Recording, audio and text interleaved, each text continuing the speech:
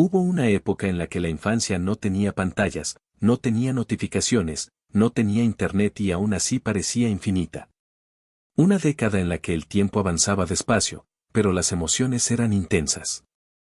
Los años 70 no fueron simples, fueron intensamente humanos. Todo implicaba dedicación, creatividad, paciencia y una conexión profunda con el mundo físico. No existía la inmediatez. Existía la espera, la imaginación, la sorpresa, los ruidos del vecindario, las voces de los amigos llamándote desde la calle. Era una vida donde cada pequeño objeto podía convertirse en un tesoro, cada tarde podía ser una aventura y cada experiencia se quedaba grabada para siempre. Hoy vamos a regresar a esa década con una lupa emocional. Vamos a reconstruir 10 experiencias que marcaron nuestra niñez de una forma que los niños de hoy ni en sueños podrían entender.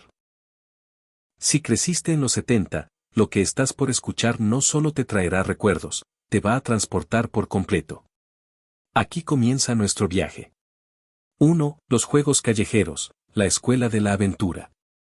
Antes de que las consolas existieran y antes de que una pantalla fuera el centro del entretenimiento, la calle era un universo entero. No había juguetes sofisticados, pero la creatividad sobraba. Las canicas no eran simples bolitas de vidrio. Eran armas estratégicas, objetos de valor emocional que cuidábamos como si fueran joyas. Jugar canicas implicaba un dominio absoluto de la precisión, el dedo pulgar se convertía en catapulta, cada golpe podía significar perder una pieza favorita o ganar la mejor del rival.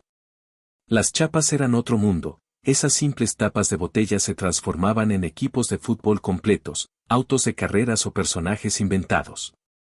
La calle se convertía en un estadio gigantesco que no necesitaba público. El bote pateado, la cuerda, el avioncito, la bicicleta sin frenos, el escondite, cada juego tenía su propio código, su propio reglamento creado por los niños.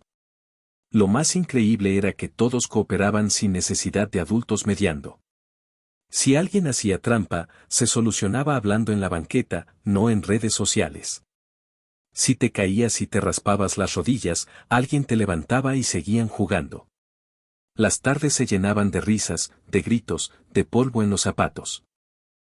No existían los horarios rígidos, la única señal de final del día era la voz lejana de tu mamá llamándote desde la ventana.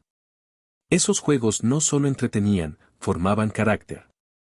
Nos enseñaron disciplina, negociación, liderazgo, paciencia, resistencia física, mecanismos sociales.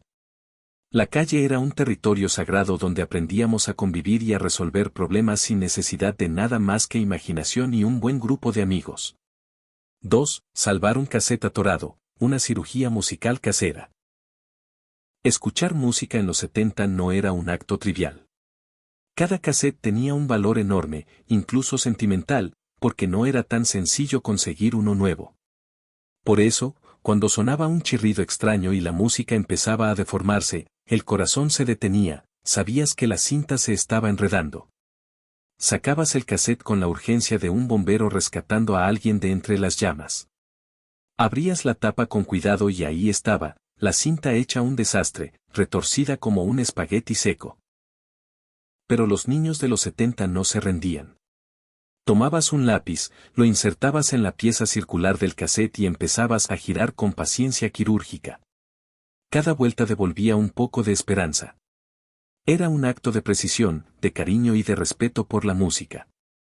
Porque ese cassette no era solo un objeto, guardaba tu canción favorita grabada de la radio, el álbum que escuchabas todos los días, el mistape que alguien especial te había regalado. Salvarlo era casi como rescatar un recuerdo antes de que desapareciera. Hoy damos un clic y escuchamos todo sin esfuerzo. Pero en los 70, reparar un cassette con tus propias manos te hacía sentir poderoso, competente y conectado con algo que realmente apreciabas. 3. Crear un mistape, el gesto más íntimo y paciente de la década. Hacer un mistape en los 70 era un arte que mezclaba escucha activa, paciencia extrema y un tipo de dedicación que hoy sería inimaginable. Te sentabas frente a la radio, atento a las canciones que dabas por hecho que sonarían algún día. No existía el botón de repetir ni la posibilidad de bajarlas. Tenías que atraparlas al vuelo. Escuchar el inicio de la canción que querías era como vivir un milagro. Presionabas grabar en el segundo perfecto. Tenías que ser rápido, preciso y disciplinado. Pero siempre existía el riesgo. El locutor entraba hablando justo antes del coro, los comerciales arruinaban una parte o alguien decía algo en casa y el micrófono lo capturaba. Cada mixtape tenía imperfecciones que hoy serían consideradas errores, pero que en esos años eran parte del encanto. Hacer un mixtape era componer una carta musical. Era un mensaje profundo. Era regalar tiempo.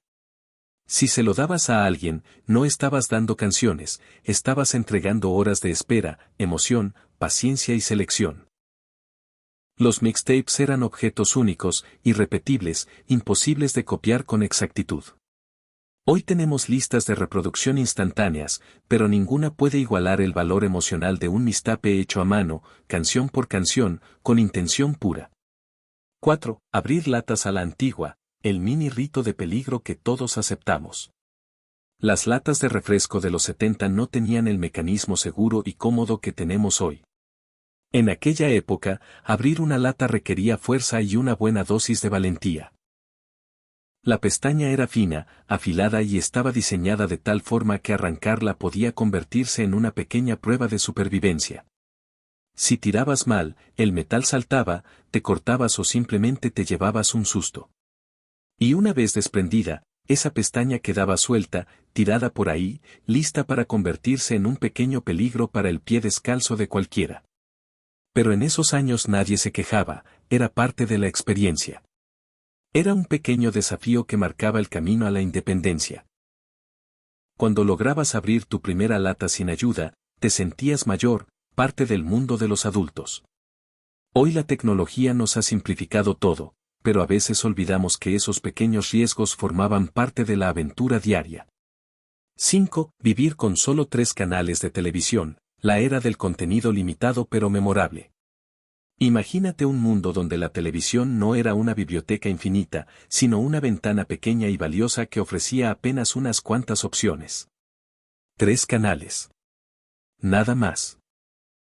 Todo lo que veías estaba filtrado por el horario, el gusto familiar y los rituales que se formaban alrededor de la pantalla. No existía la posibilidad de ver después, ni de pausar, ni de adelantar. Si te perdías un capítulo, se perdía para siempre. No había vuelta atrás. Esta escasez generaba algo que hoy parece imposible, unía a las familias. Se elegía un programa entre todos, se comentaba, se esperaba la siguiente semana con emoción real. Los comerciales, aunque largos, creaban anticipación. Y cuando por fin llegaba la programación especial del fin de semana, la sala se transformaba en un pequeño cine improvisado. Las familias se juntaban con refrescos, botanas caseras y una ilusión simple, compartir un buen momento. Pero lo más valioso de tener solo 3 canales no era lo que ofrecían, sino lo que no ofrecían. Esa falta de opciones empujaba a salir más a la calle, a convivir, a inventar juegos. La televisión no era una distracción eterna, era un evento. Una excusa para estar juntos. Hoy con miles de contenidos disponibles las 24 horas, hemos perdido esa sensación de que algo es especial simplemente porque no es permanente. 6. Las tiendas de discos, templos de música, olores y descubrimientos.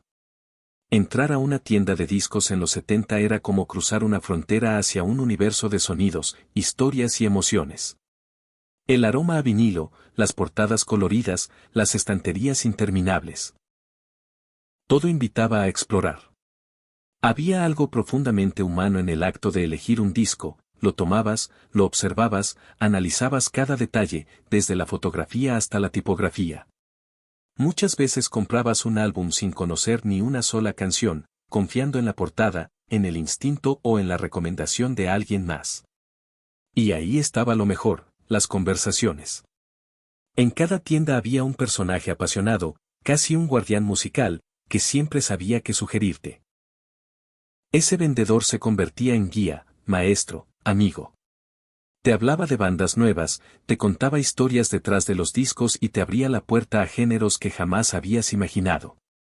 Después estaba el ritual de escuchar antes de comprar.